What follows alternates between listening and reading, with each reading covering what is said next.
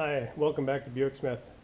This is Tom, and today we're going to do the Tuft testing.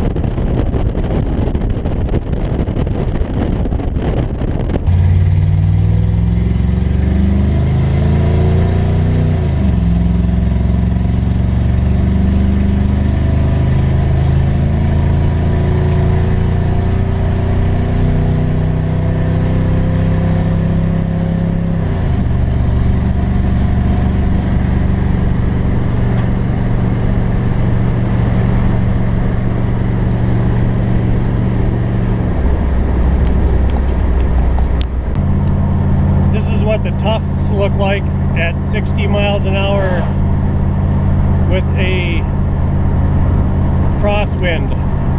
I am heading due south. The crosswind is about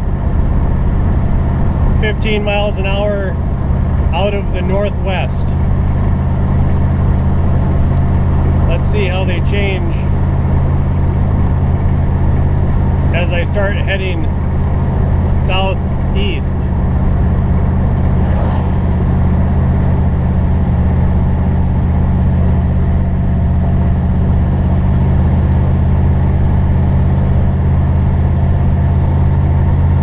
They're a little straighter now, but not much.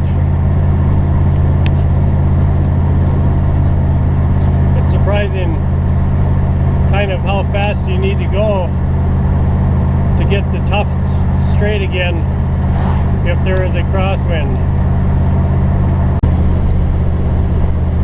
Now we are due east with the same northwest crosswind at 55 miles per hour. You can see where there's a dead zone here between the hood and the windshield.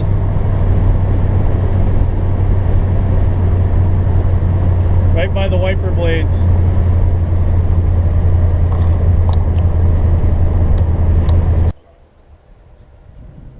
Alright, well, it's the next day. Let's do a little bit of overcap. We did learn that the airflow, attached airflow over the stock style Skylark hood is quite a bit better than the GS hood. It's much flatter, much more attached, and even up the windshield looks pretty good. It does look like I need to lower my windshield wiper on the driver's side a little bit so it hides underneath the rear lip of the hood. You can see where it had some pretty erratic tufts there right at the base of the windshield. The rear deck lid, I'm not convinced that it's any better than the GS deck lid with the wing. I did find a report one time from one of the engineers at Buick back in the 70s that the rear wing was supposed to add, I think it was around 15 or 20 pounds of downforce at 90 miles an hour. So even back then they did do some testing, and the attached airflow, especially right at the bottom of the deck lid where it comes to the bumper, looks better with the rear wing. And just driving the car, I can tell that there's a little bit more stability at anything over about 65 miles an hour. What's really kind of boggling me is the crosswind. We always have crosswind here in North Dakota, especially here in western North Dakota. It almost always comes out of the northwest, and it can be anywhere from 15 to 50 miles per hour constant speed, with gusts up to 50 to 70. So we're always fighting that crosswind, and it's amazing how fast you need to go to straighten those tufts back out if there is a crosswind. And there's a couple of spots where you can see where a car passes me the other way, the tufts will actually move. You know, you can actually see the tufts move when the car goes by, so it's kind of interesting.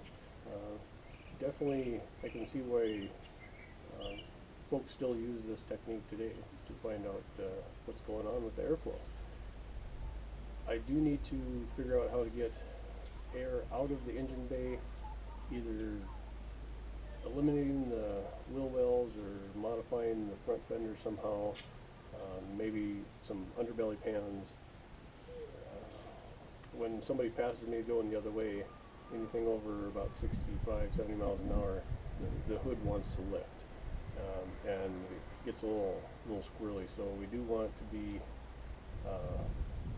get some of that air out from underneath the hood somehow, and get a little bit more stability in the front end, because we do want this to go across, you know, drive on the interstates, 75, 80 miles an hour. So we do want it to be stable and safe. Okay, well, we'll have to do some more testing, and that's all we can do. And hope we learned something. I know I learned something. I hope you guys had fun watching the video, and I will definitely try to make some more. Well, you guys get out there and work on some of your projects, I hope, and we'll catch you again.